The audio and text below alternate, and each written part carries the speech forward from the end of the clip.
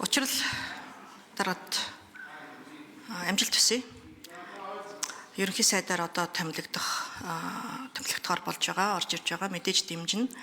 За цахимын сайд, хэрэг эрхлэхийн сайд, тэргүүн шадар сайд, эдийн засгийн одоо хөгжлийн сайд гэх зэрэг бүхий л одоо энэ албан тушаалууд дээр байсан яг мерит зарчмаараа явж байгаа.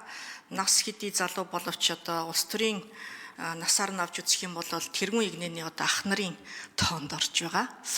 Тэгэхээр улс төрийн агуулгаараа бол мэдээж одоо бүхий л асуудлуудаа мэдж байгаа.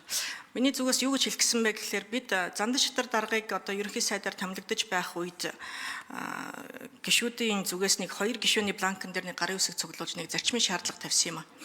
Нэг нь болохоор болормагийн бланкн дээр тухайн одоо сайд нарын бүр одоо олон удаа сайдаар томилогдсон бүр юм одоо өртөө юм шиг байнга сайдаар томилогддог нэр хүнд муутай хүмүүсийг битгий томилооч.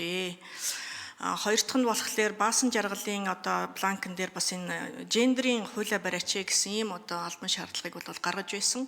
За энэ удаад нэг албан шаардлага албан бланк гэд байхгүй.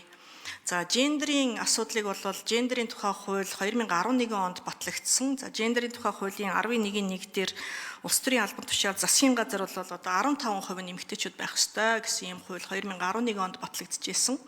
Тэгээ 15% гэдэг чинь одоогийн байгаа 22 сайдын 3 л юм байна. Одоогийн байгаа сайднэр дээр ганцхан хүнийг нэмэл уг нь бол хуулийн одоо энэ шаардлага нь биелчихин. Тэгэхээр энэ агуулгаараа олон улсын парламентын холбооч гэсэн яг одоо засгийн газарт байгаа эмэгтэй сайд нарын тоогоор тухайн улс орны энэ хөгжлийг бас үнэлж байдаг ийм үзүүлэлт учраас гендерийн хуулиа одоо бас даган мөрдөөч гэсэн ийм одоо хүсэлт илэрхийлж байна.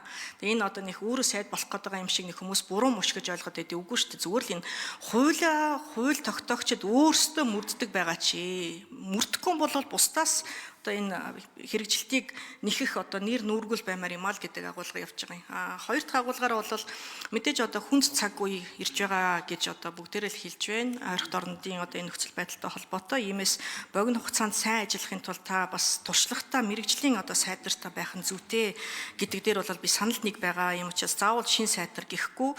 Гэхдээ салбартаа хүлээн зөвшөөрөгдсөн, үнэлэгдсэн алга ташилтаар одоо хүлээн авах ийм одоо сайдар байвал зөв юм аа. Энэ бол таны одоо бүрэн эрх үндсэн хуулиар та өөрөө кабинетээ бүрдүүлнэ. За Мөнхбаатар сайд жишээлбэл одоо хууль зүйн дотоод хэргийн сайдар томилогдож байхад салбар нь хичнээн сайхан хүлээж авч илаа.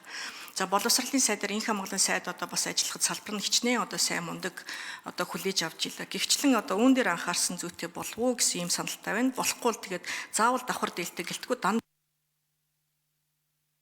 За учраас гүшүүн хариулъя.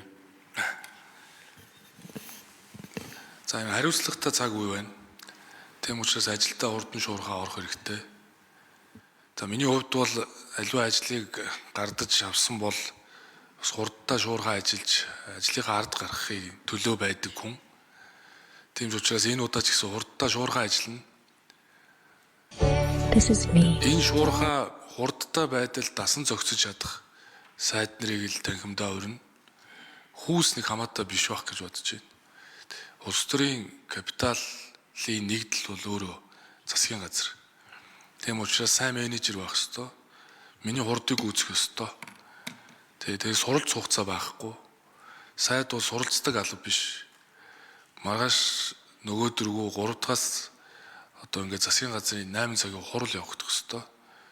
Тэгээ тэрнээс энэ нэг тийм хүн бэлтгээд байдаг ажил биш учраас одоо өмнө нь сайдаар ажиллаж байсан, их хурлын гишүүн байсан бас нэг ачаа үүрж чаддаг нэг цог золбоотой нэг хэдэн хүн л урмаар байна. Тэгээ одоо мэдээж засгийн газар хурдтай ажиллахыг л би одоо шаардна. Хурд хэрэгтэй шүү одоо. Тэрээс цаг хугацаа бидийг хүлээхгүй байна. Тэгээ бид бол сөрөг хүчнтэйгээ өрсөлдөд байх юм байхгүй. Бидэнд нэг л том айдас ирж байна. Олон улсын байдал. Тийм учраас тэр асуудалтайгаа нүүр тулнаа. Асуудалтайгаа нүүр тулна. Өнгөрсөн хугацаанд бол бид нэр маш олон сорилт бэрхшээлийг туулаад гарч ирсэн. Одоо ч гэсэн бид нар туулж чадна. Тулаад ирсэн зовлон бэрхшээлийг туулаад гарна. Хамтын хүчээр тэгээ бүгдээрээ одоо хичээж ажиллахыг хүсэж байна. Тэгээд их хурлын гишүүд маань бас дэмжиж байгаад баярлалаа. За, Ариун зэгш.